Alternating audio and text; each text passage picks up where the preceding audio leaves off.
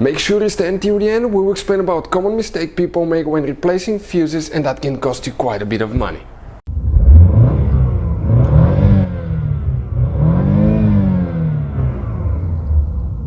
Hey guys, welcome back to Electrical Car Repair Live. Thank you guys for watching and subscribing to the channel. Today will be super helpful video to any of you having a BMW guys 4 Series. We're talking about this generation right here, F32, F33, F36. This guy specifically is the 4 Series BMW from year 2013 to year 2020. If you guys have one of those, you need to find where the fuse for oxygen sensor bank 1 and the fuse for oxygen sensor bank 2 sensor 1 is located, guys.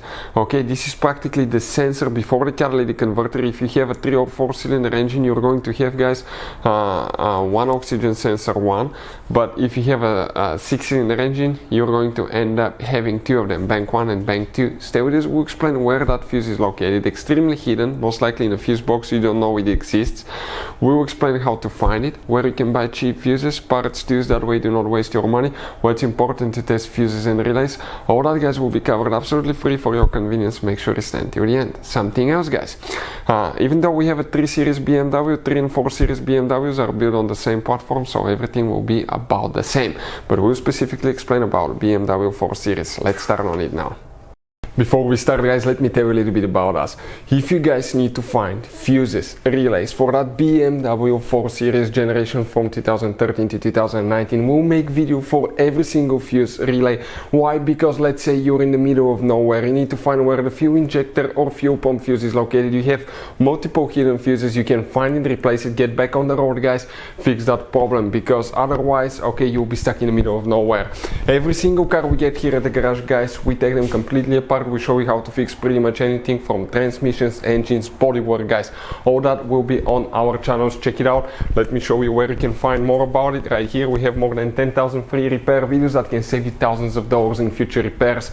And if you need to buy parts, tools, fuses for your BMW or any car at a really good price, quick shipping, that way you do not waste your money, we'll share the link in the description of the video below where you can get it from. So let's start on it now. So if we come right here, guys, what we have specifically 2015 BMW, guys, 4 Series that we have right here. Fun fact, you have up to 6 different fuse boxes. Most of the people will know about 3 of them. You probably know about the fuse box that's under the hood on the passenger side in front of the windshield. You have a fuse box that's in the trunk, the main one under the cargo liner. You also have another fuse box in the trunk on the right side under that cover. Where are the other 3, guys? You have one that's actually okay on the passenger side in that kick panel. When you remove that kick panel trim here, you have a hidden fuse box, but it's none of those that we need. You have 2 more that are extremely hidden. Now that's where the fuse for oxygen sensor bank 1, bank 2 sensor 1 will be located. But before we continue, let's explain why it's important to test fuses and relays. It is, guys, very important to test fuses and relays. On those fuses you cannot clearly see if they're burnt or not, especially you can see in the J-case fuses as well. And if you guys assume, okay, let's say you remove a fuse, you look at it and you assume, guys, that it's actually a good fuse, but it's actually a bad fuse, sometimes you cannot clearly see that. What can easily happen, guys, at that point, you can put the bad fuse in and you start replacing parts and tools that you don't need to, so you lose your time, you lose your money to fix a problem that doesn't exist, when all you had to do is test the fuse and replace it. We'll put a link to a special video that will teach you how to test fuses, how to check relays very easily as well, guys. So check it out, it will be in the description of the video below.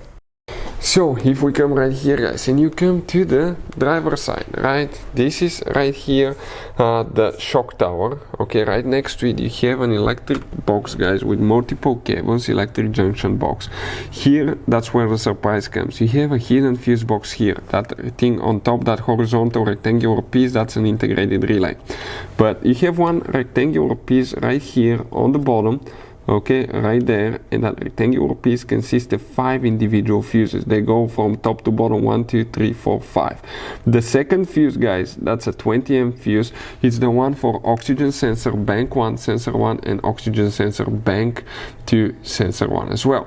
How do you get to them? That's a good question. Most people will have to replace the whole box because they're integrated in the box. I've seen people where they open the box, replace the fuse, rebuild it, reseal it, and put it together. but it's up to you on your skill levels. But never mess with oxygen sensor heaters, aftermarket, things like that, because if you burn that fuse, it can cost you quite a bit of money. Hopefully the video will be helpful. Thank you guys for watching and see you next time.